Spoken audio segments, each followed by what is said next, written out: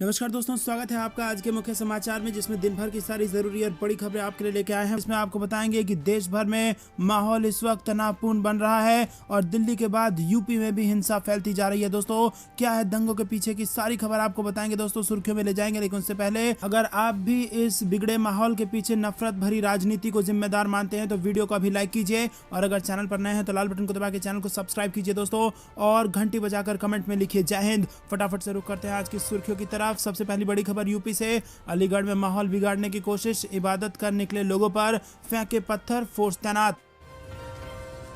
वहीं खबर दिल्ली से। जहांगीरपुरी कांड में सिर्फ मुस्लिमों की गिरफ्तारी क्यों, ओवैसी ने उठाए कई सवाल। करौली में हिंसा के बाद लगा कर्फ्यू 15 दिन बाद हटा, लोगों को मिली राहत, धारा 144 बरकरार। गैर भाजपाई राज्यों के मुख्यमंत्रियों का मुंबई में लगेगा जमावड़ा, नए मोर्चे की तैयारी में जुटी ममता बनर्जी। कोरोना से मौत के आंकड़ों पर सियासत, टीएमसी और कांग्रेस ने सरकार पर साधा निशाना, राहुल गांधी ने की पीड़ितों को मुआवजा देने की बात। इसी के साथ खबर बिहार से। बोचहा की जनता ने सरकार को मारा डंडा, बीजेपी की हार से नीतीश कुमार खुश, तेजस्वी यादव का बड़ा बयान। अखिलेश यादव ने यूपी की स्वास्थ्य सेवाओं पर उठाया सवाल, अस्पतालों की गिनाई कमियां। कन्हैया कुमार को मिलेगी बिहार कांग्रेस की कमान, राहुल गांधी लगाएंगे अंतिम मोहर। दिल्ली एनसीआर को डराने लगा कोरोना, अलर्ट हुए स्कूल, उठा रहे एहतियाती कदम। वहीं दिल्ली जहांगीरपुर हिंसा को लेकर कांग्रेस ने बीजेपी पर साधा निशाना, कहा केंद्र सरकार को करना चाहिए था पुख्ता इंतजाम। खबर मौसम विभाग से। अगले 5 दिनों तक देश के इन हिस्सों में होगी बारिश, आईएमडी ने भीषण लू चलने की भी जारी की चेतावनी। अखिलेश यादव ने यूपी में मिले जख्म पर लगाया बंगाल का मरहम, उपचुनाव में बीजेपी की हार पर क्या बोले सपा अध्यक्ष, ये जानिए। इसी के साथ खबर बंगाल से भी। बंगाल भाजपा में घमासान, विधायक गौरी शंकर ने पार्टी के सभी पदों से दिया इस्तीफा। क्या अखिलेश यादव का साथ छोड़ेंगे आजम खान, ओवैसी की पार्टी एआईएमआईएम ने दिया शामिल होने का निमंत्रण। दोस्तों, हर एक खबर की गहराई में आपको ले जाएंगे, लेकिन उससे पहले फिर से आपसे निवेदन, वीडियो लाइक नहीं किया तो जरूर कीजिए और चैनल को सब्सक्राइब कर लीजिए। फटाफट से रुक करते हैं सबसे पहली और बड़ी खबर की तरफ, जो कि उत्तर प्रदेश से आ रही है। अलीगढ़ में माहौल बिगाड़ने की कोशिश, इबादत कर निकले लोगों पर फेंके गए पत्थर, फोर्स तैनात। जी हां दोस्तों, उत्तर प्रदेश के अलीगढ़ जिले में भी असामाजिक तत्वों ने शहर का माहौल बिगाड़ने की कोशिश की है और मानिक चौक में धर्मस्थल से इबादत कर निकले लोग पर पत्थर फेंकने का मामला सामने आया है और इसके बाद विवाद खड़ा हो गया। सूचना मिलते ही पुलिस मौके पर पहुंची और मामले को शांत कराया। जानकारी के अनुसार सांप्रदायिक दृष्टि से बेहद संवेदनशील शहर में दिल्ली की घटना के बाद आधी रात को शहर के अति संवेदनशील और मिश्रित आबादी वाले इलाके में रात में ये घटना हुई। रुक करते हैं अगली बड़ी खबर की तरफ। सिर्फ मुस्लिमों की गिरफ्तारी क्यों, ओवैसी ने उठाई सवाल। जी हां दोस्तों, आपको बता दें कि यहाँ पर जहांगीरपुरी हिंसा मामला तूल पकड़ता दिखाई दे रहा है और अब एआईएमआईएम नेता असदुद्दीन ओवैसी ने केंद्र सरकार पर निशाना साधा है। उन्होंने मामले में पुलिस की कार्रवाई पर सवाल खड़े किए हैं। ओवैसी ने कहा कि जब से अमित शाह गृह मंत्री बने हैं, दिल्ली में तशद्दुद के वाकयात आम हो गए हैं। क्या इन तमंचाधारियों पर आर्म्स एक्ट नहीं लगेगा? और आपकी पुलिस ने 14 लोगों को गिरफ्तार किया है, सब के सब मुसलमान हैं। उन्होंने कहा कि दिल्ली के मुख्यमंत्री की बुजदिली है कि वो दोषी का नाम नहीं ले सकते। जुलूस में बंदूक और तमंचे लेकर घूमने वालों के खिलाफ इनका मुंह नहीं खुलता।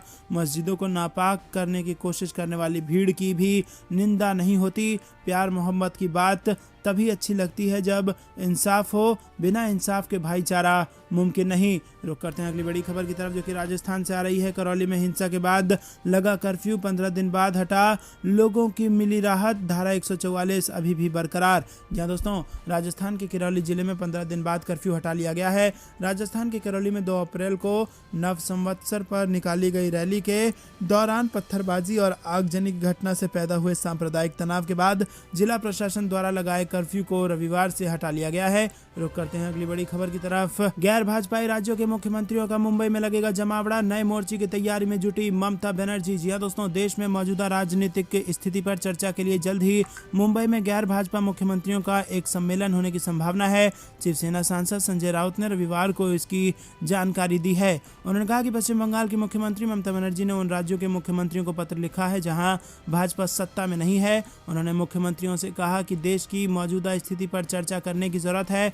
शिवसेना नेता संजय राउत ने कहा कि राकांपा अध्यक्ष शरद पवार और महाराष्ट्र के मुख्यमंत्री उद्धव ठाकरे ने उनके इस प्रस्ताव पर चर्चा की है, जिसके बाद मुंबई में इस तरह का एक सम्मेलन आयोजित करने के प्रयास शुरू हो गया है। उन्होंने कहा कि आगामी बैठक में बेरोजगारी, महंगाई, केंद्रीय जांच एजेंसियों के दुरुपयोग, सांप्रदायिक कलह पैदा करने के प्रयास आदि समेत विभिन्न मुद्दों पर चर्चा की जाएगी। रुक करते हैं अगली बड़ी खबर की तरफ, जो कि कोरोना से जुड़ी आ रही है। कोरोना से मौत के आंकड़ों पर सियासत, टीएमसी और कांग्रेस ने सरकार पर साधा निशाना।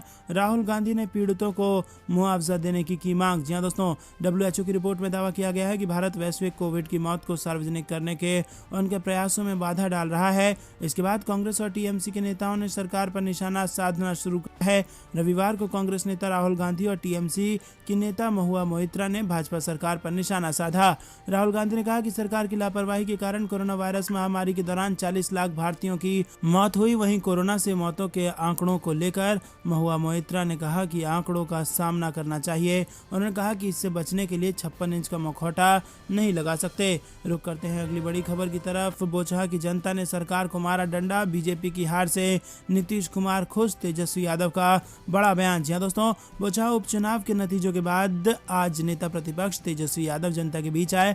उन्होंने बोचहा की जनता का धन्यवाद दिया। साथ ही उन्होंने ये भी कहा कि इस विश्वास के बाद राष्ट्रीय जनता दल की जिम्मेदारी और बढ़ गई है।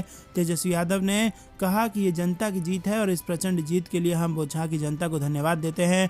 अपनी बात को तेजस्वी यादव ने दोहराते हुए कहा कि ये जनता की जीत है, ये मुद्दों की जीत है। हम जिन मुद्दों को लेकर जनता के बीच गए, ये उनकी जीत है। रुक करते हैं अगली बड़ी खबर की तरफ। अखिलेश यादव ने यूपी की स्वास्थ्य सेवाओं पर उठाया सवाल, अस्पतालों की कमियां गिनाई। जहां दोस्तों, समाजवादी पार्टी के राष्ट्रीय अध्यक्ष अखिलेश यादव ने यूपी की स्वास्थ्य सेवाओं पर सवाल खड़े किए हैं। रविवार को जारी एक बयान में उन्होंने कहा कि उत्तर प्रदेश में स्वास्थ्य सेवाएं चौपट हो गई हैं। बीजेपी सरकार ने कोरोना संकट काल में जनता को अनाज छोड़ दिया था। उस समय की अव्यवस्था में आज भी सुधार के कोई लक्षण नहीं दिख रहे हैं। गरीब इलाज के अभाव में मर रहा है। सपा अध्यक्ष अखिलेश यादव ने कहा कि देवरिया के सरकारी अस्पतालों में दवाओं के अभाव से मरीज बेहाल है।